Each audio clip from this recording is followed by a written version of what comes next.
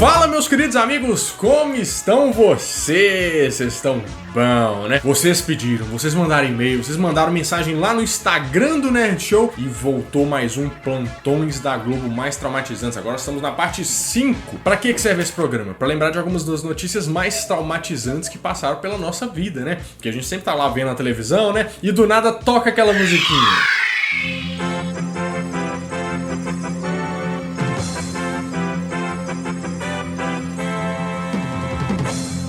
Mas você chegou aqui na parte 5, não viu os outros ainda? Meu filho faz o seguinte, ó. Tem a parte 4 aqui no card e você vai decrescendo, entendeu? Vamos fazendo em ordem decrescente até você chegar no 1 e ver de onde que essa série surgiu, tá? Mas você tá preparado? Porque hoje, nossa senhora, o trauma vem a galope, viu? Tem muita notícia aqui e eu acho que vocês vão gostar do vídeo. Então, vambora. A gente vai começar agora pesado, entendeu? Porque em 1996 teve a morte de uma das bandas mais famosas e mais queridas aqui no Brasil, que foram os Mamonas Assassinas. Você lembra? Da Serra da Cantareira, na zona norte de São Paulo. O avião que trazia o grupo Mamonas Assassinas de Brasília caiu aqui nesse local. Nesse momento, o helicóptero da Polícia Militar começa a retirar os corpos. A gente observa aí as imagens. O corpo içado pelas cordas, porque é impossível os bombeiros retirarem por terra. Eles tiveram que abrir uma clareira, arrancar várias árvores ali do local para conseguir chegar com o helicóptero e retirar os corpos. 9 pessoas estavam dentro do avião que caiu ontem por volta de 11h30 da noite. Não houve sobreviventes. Então, os Mamonas Assassinas eram uma banda de rock, mas um rock zoeiro aqui no Brasil, né? Mas só que eles tiveram uma carreira muito curta, porque eles conseguiram lançar o primeiro álbum só em 1995. Mas só que foi um sucesso, né? Porque ele chegou a vender 3 milhões de cópias aqui no Brasil. Seus cabelos é da hora. Tanto quanto mácula, ai com M maiúscula, vejam só os meus músculos. Eu de um beijo nela, me chamei pra passear.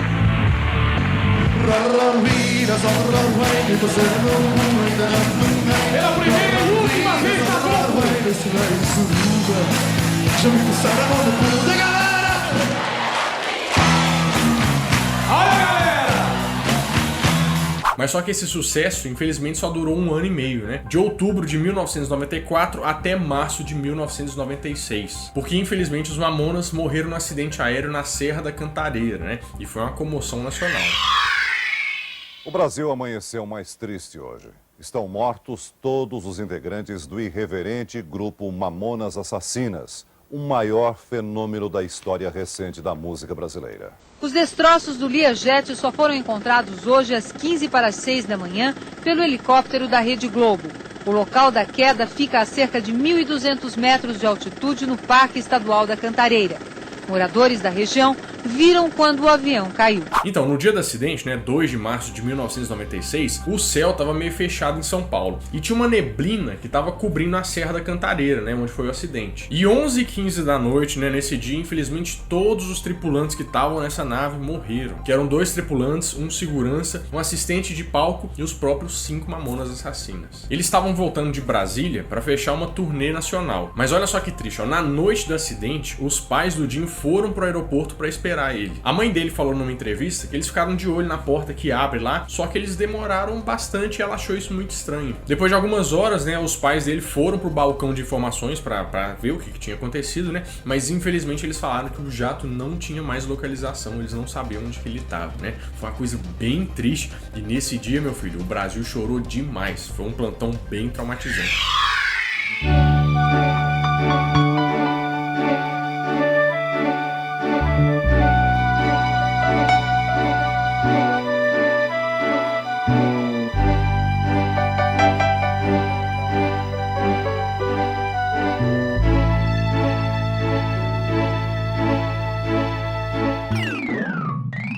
Mas agora a gente vai para 1998, porque com certeza você deve lembrar do caso do Palace 2, você lembra?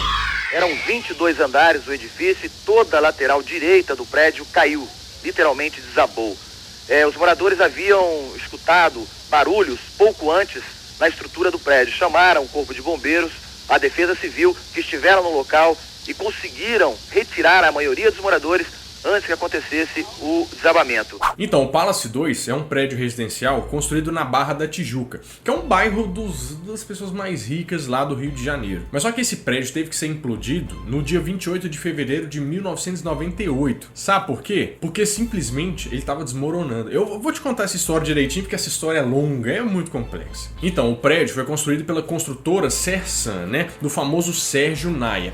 Guarda esse nome, que esse nome é bem importante. A construção do prédio começou em 1990, com previsão para terminar em 1995. Mas como você conhece o país que você tem, né? Você sabe que teve um atraso aí na obra. Aí tudo bem, né? O prédio ficou pronto, o pessoal foi morar lá. Só que olha só, em 1996 esse prédio foi interditado. Por quê? Porque um cara morreu depois de cair no fosso do elevador. Você sabe, o fosso é como se fosse a cavidade que eles usam para fazer o elevador, para ele subir e descer o buraco. E depois disso, a construtora foi processada 4 vezes pelos moradores por causa de uma má construção do prédio, que até então não tinha nenhum habite da prefeitura, né, que é o documento lá necessário. E esse habite, pra você ter uma ideia, ó, ele é um documento que a prefeitura dá depois de vistoriar o prédio e falar que ele é próprio pra você morar, né? Que você tá seguro de morar lá. E não saiu, né? Então. E aí, no meio do carnaval, aconteceu, infelizmente, a coisa que já era esperada, né? O Palace 2 começou a cair.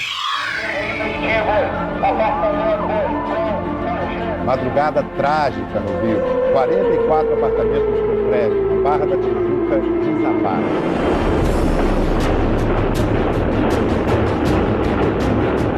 O primeiro desmoronamento começou 3 horas da manhã no dia 22 de fevereiro, né, de 1998. Quando os pilares, né, que sustentam grande parte do prédio, e onde tinha 44 apartamentos, desabaram de uma vez só. Nesse desabamento, 8 pessoas morreram. E a comoção nacional só começou a crescer, né, porque isso aí passava o dia inteiro na televisão acompanhando esses momentos, né, de tensão do que podia acontecer, se ia desabar mais alguma coisa. E depois desse acidente, né, no dia 24 de fevereiro, a prefeitura anunciou que esse prédio tinha que ser demolido, porque não tinha mais jeito. Isso aí tinha que ser feito em até 5 dias, né? Mas antes de completar esse prazo de 5 dias, mais um pedaço desmoronou. Mas olha só, 30 minutos antes dessa parte desmoronar, o pessoal da vistoria liberou para os moradores entrarem e pegarem as coisas deles, os bens pessoais. Mas aí, sem explicação nenhuma, uma coluna de água do 23º andar explodiu assim, com uma força sem precedentes descomunal. E ninguém sabia dizer se tinha ou não a piscina nessa laje, né? Porque podia explicar alguma coisa. Mas eles falam que a caixa d'água tinha sido drenada, né? Até para a segurança do pessoal que ia lá instalar os explosivos. Mas tem uma outra explicação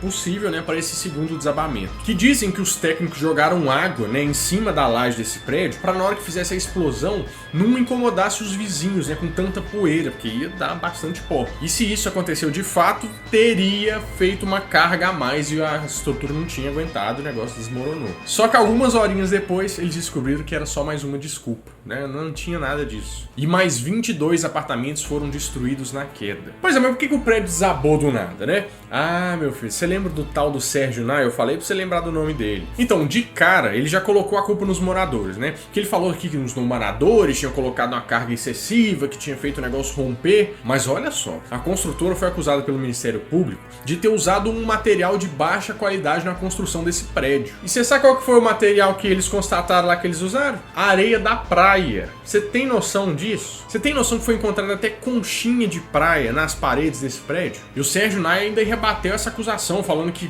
se a areia de praia desse liga, não tinha mais praia no Rio de Janeiro, né? Porque teoricamente ela não dá liga pro concreto. E claro que ele foi condenado e obrigado a indenizar todas as vítimas desse prédio, né? E os bens dele foram leiloados para cobrir parte desse rombo. Mas só que ele morreu antes de terminar as indenizações. E essa empresa Sersan, depois ela mudou de nome para não continuar pagando essas indenizações, né? Mas a fraude foi descoberta em 2008 e aí o negócio foi resolvido. Mas esse negócio foi tenso, viu? Eu lembro como se fosse ontem. Nossa, foi muito tenso. Eu era pequeno e mesmo assim eu lembro. Mas já que a gente tá falando de plantões da Globo, eu acho que não teria nada mais traumatizante pra uma criança do que um plantão sobre o Xuxa Park em 2001. Você lembra o dia que o Xuxa Park pegou fogo? Um incêndio no cenário durante a gravação de um programa infantil produziu um dos acontecimentos mais tristes da história da televisão brasileira. Ontem à noite, no centro de produção da Rede Globo, no Rio de Janeiro, 300 pessoas estavam no Estúdio F, na gravação do Xuxa Park, quando surgiram as chamas. Então, no dia 11 de janeiro de 2001, o Xuxa Park, que era o programa infantil da Xuxa, pegou fogo em uma gravação. E um monte de gente saiu ferida nesse dia, inclusive as crianças que estavam participando lá do programa. Eles já estavam gravando o finalzinho do programa, né? Depois ia entrar a Daniela Mercury, ia cantar, e aí ia encerrar o programa com a Xuxa entrando na nave, aquela coisa clássica que todo mundo deve lembrar. Tchau, saúde e até amanhã! Tchau!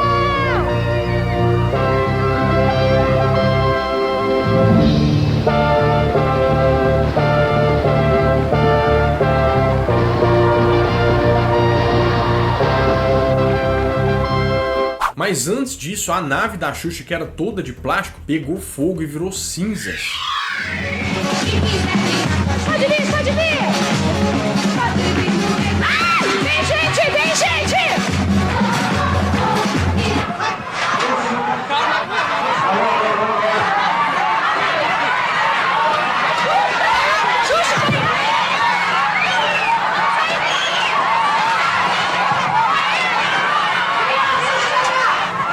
Foi a primeira vez em 14 anos, desde que ela trocou a manchete pela Globo, que ela não parou em frente à nave, deu tchau pro público e se despediu. Na hora do incêndio, tinham mais ou menos 300 pessoas lá dentro que começaram a correr. E 7 pessoas ficaram em estado grave, né? Porque tinha muita gente que ficou ali do lado da roda gigante, e essas pessoas tiveram queimaduras de primeiro, segundo e terceiro grau. Mas só que o problema é que o fogo se alastrou muito rápido e foi difícil, né, fazer o resgate dessas pessoas. Uma das crianças que estava na roda gigante, por exemplo, teve 35% do corpo queimado. Mas só que o Leonilson de Oliveira, que era o segurança da Xuxa já tinha muito tempo, né, salvou várias crianças, mas em compensação o caso dele foi o mais grave. Ele teve 100% das vias respiratórias dele obstruídas. E o segurança foi apontado pela imprensa na época como um herói, né, e nada mais justo, eu tenho que dizer. Mas por muita sorte, né, ninguém morreu nesse acidente que quase virou uma tragédia gigante. Pois é, mas por que isso aconteceu, né? Qual foi o veredito final das investigações? Então, na época, eles descobriram algumas falhas elétricas no sistema do estúdio. E o laudo mostrou que eles erraram na escolha do material do cenário. Por quê? Porque você não pode ter um material inflamável com uma coisa de alta voltagem, né? Ainda mais aquelas lâmpadas que esquentam muito. E a conclusão é que tudo começou um curto-circuito no spot giratório na nave da Xuxa. E pra polícia tinha muito mais gente lá do que a lotação permitia. E na época a Xuxa ficou muito abalada com o acidente, né? Ela ficou se sentindo muito culpada, mas realmente é um acidente, infelizmente acontece, mas todo mundo ficou muito preocupado, mas ainda bem que saiu todo mundo bem. Agora a gente vai para 2002, quando um repórter da Globo, Tim Lopes, foi assassinado pelos traficantes lá no alto do morro. Você lembra? Está desaparecido há 48 horas o repórter Tim Lopes. É uma tentativa de silenciar a imprensa na questão da droga. Depois de ouvir os depoimentos dos presos, o chefe de polícia do Rio, delegado Zaqueu Teixeira, disse em entrevista que tem convicção de que o repórter da Rede Globo, Tim Lopes, desaparecido há uma semana, está morto. Foi assassinado por traficantes. Então, o repórter Tim Lopes tinha acabado de sair do escritório dele lá na Globo. E de lá, ele estava indo pra Vila Cruzeiro. Só que nisso, ele ouviu que uma gangue de traficantes estava dando um baile funk lá na Vila Cruzeiro. Quando ele chegou lá, alguns moradores avisaram pra ele que os traficantes estavam fazendo prostituição infantil lá naquele baile. Olha só que coisa mais pesada. Os traficantes exploravam sexualmente os adolescentes, os jovens da comunidade. Às vezes, eles tinham que fazer sexo ao vivo, assim, ó, no público, inclusive contra uma parede. E os moradores contaram pro Tim Lopes que os menores que não queriam participar disso sofriam algumas represálias. E como eles não podiam ir pra polícia, né, porque senão o pau ia quebrar de vez, eles pediram ajuda pro Tim Lopes. Depois disso, ele foi pro Shopping Penha, né, e montou uma câmera escondida. E uma das ideias desse baile funk, né, era atrair pessoas de lugares diferentes pra ir lá. Então ele ia aparecer por lá, não ia ser nada suspeito. Mas uma coisa que ele não pensou é que ele e a equipe dele tinham recebido um prêmio ESSO, né, de reportagem. Então ele e a equipe dele ficaram muito visados no Rio de Janeiro. E no dia 2 de junho de 2002, ele resolveu fazer umas imagens de drogas, né, e armas, da mesma forma escondida que ele tinha feito uma reportagem no Complexo do Alemão. Ele tava lá parado, né, fazendo as filmagens dos traficantes passando de moto, totalmente armados e tudo mais, só que 2 traficantes pararam perto dele e ficaram meio desconfiados. Só que eles viram que tinha uma luzinha saindo da cintura dele, né, e isso foi que entregou. Daí ele falou pros traficantes que ele era jornalista da Globo. E pra tirar a prova, os os traficantes pediram as credenciais dele da Globo. Mas como ele tava, né, numa missão, vamos dizer, secreta, ele não andava com as credenciais dele. Infelizmente, lá mesmo ele foi espancado. E os traficantes chamaram o chefe deles, né, que era o Elias Pereira, que também era conhecido como Elias Maluco. Apareceu um carro que levou os três lá pro topo do complexo do Alemão, onde o Elias Maluco estava esperando. Mas nisso os traficantes já tinham atirado nas pernas e amarrado o Tim Lopes. Daí, os traficantes amarraram ele numa árvore. Daí um dos traficantes que conhecia ele chamava Ratinho, e ele achou que o Tim Lopes tinha que morrer, porque ele já foi preso e etc. Daí, gente, ele foi morto de uma forma muito violenta, mas muito violenta, que eu acho que nem é bom a gente descrever aqui. E a morte do Tim Lopes comoveu o Brasil inteiro, né? Até pela morte violenta que ele teve, o negócio foi muito violento. Eu não recomendo nem que você procure sobre isso, né? Porque é um negócio assim de impressionar mesmo. Mas só que os traficantes foram presos depois de uma reivindicação da Globo, né? Pra subir o morro, da própria população que queria que isso acontecesse. E quem narrou tudo que aconteceu foi o próprio Elias Maluco. Esse caso foi muito triste, muito violento e é um dos exemplos para não seguir aqui no Brasil de forma nenhuma. Mas agora nós vamos para 2006, quando um dos ícones do humor brasileiro, infelizmente, deixou a gente muito cedo, que era o Bussunda. Você lembra? O corpo de Bussunda foi liberado pelo IML de Munique e vai ser levado para o Brasil hoje à noite num voo da Varig, que deixa aqui o aeroporto de Munique às 9h30 da noite. Então, gente, pra quem não lembra, o Bussunda foi humorista, ele foi ator, jornalista, escritor, cronista esportivo, editor de revista, dublador e, lógico, né, membro do Cacete Planeta. No Cacete Planeta, ele construiu uma carreira de sucesso lá dentro da Globo. Com os companheiros do Cacete Planeta, né, ele lançou 11 livros, lançou 3 discos, encenou uma peça de teatro e protagonizou um filme em 2003, que é o filme A Taça do Mundo é Nossa, que você deve lembrar. 90 milhões em ação, pra frente Brasil, no meu coração. Vamos fundar um grupo revolucionário pra acabar com essa ditadura sanguinária e sanguinolenta. Abaixo a ditadura! Eu sou o capitão da seleção, tá compreendendo? E só eu que posso levar a taça, ninguém mais. Eu sou major, tá vendo isso aqui, rapaz? Sou teu superior. Ou tu quer ir pro pau de arara? E uma das coisas que todo mundo deve lembrar é que ele dublou o próprio Shrek, você lembra? Não! Sua besta ambulante de irritação constante! Os ogros não são como a cebola. Fim da história. Bye, bye. Tchauzinho. Então, mas infelizmente o Bussunda morreu lá na Alemanha na cobertura da Copa do Mundo de 2006. Ele morreu de ataque cardíaco num hotel perto de Munique. Um dia antes ele tinha passado mal, mas ele não quis assistência médica. E no dia seguinte ele acordou, foi tomar o café dele no hotel e começou a passar mal. E nisso um grupo de paramédicos que também estava lá no hotel, né, foram chamados. E eles tentaram de tudo por mais de 1 hora, mas infelizmente o esforço foi em vão, não teve jeito. E ele faleceu 8 dias antes do aniversário dele de 44 anos. Ele morreu muito jovem, né? No Jornal Nacional do dia 17 de junho, né, de 2006, foram mostradas as últimas imagens que ele gravou, né, um dia antes, e elas iam pro ar no dia 20 de junho, mas mais tarde elas passaram como uma homenagem lá no Cacete Planeta pro Bussunda, né? Eu acho que foi um dia bem triste pra todo mundo. Meu amigo, esse vídeo foi pesado, né? Tem muita coisa triste que aconteceu aqui no Brasil. Mas então, se você gostou desse vídeo, quer apoiar o canal e quer um próximo, já inscreve no canal aqui, porque quando sair a próxima parte do plantão, você não perde e você vê todos os vídeos que estão aparecendo por aqui, tá? Não esquece também, ó, que já tem o novo trailer do novo Nerd Doc, tá? A Cidade Fantasma de Ouro Preto, o negócio... Nossa, gente, vocês não têm noção o tanto de coisa que aconteceu lá. Se fosse vocês, eu ficava de olho, ó. Lançamento no dia 23 de junho, tá? 2 dias depois do meu aniversário, então eu quero isso aí de presente que vocês venham comemorar comigo, tá? Só lembrando, ó, que um dia antes, no dia 22 de junho, vai ter uma live pra gente fazer um esquenta pra esse evento, tá? Para esse Nerd Doc 2, eu espero todos vocês lá, deixa um lembrete aí que vai sair. Bom, eu espero que vocês tenham gostado do vídeo, né? Não esquece, ó, tem um tanto de vídeo aqui do lado, ó. Vai assistir, não assistiu as outras partes dos plantões? Vai lá também que tem muito, beleza? Bom, eu vou ficando por aqui, mas na próxima quarta-feira, às 11 horas da manhã, eu volto com mais um vídeo quentinho, fresquinho, crocante pra vocês. Então, adeus!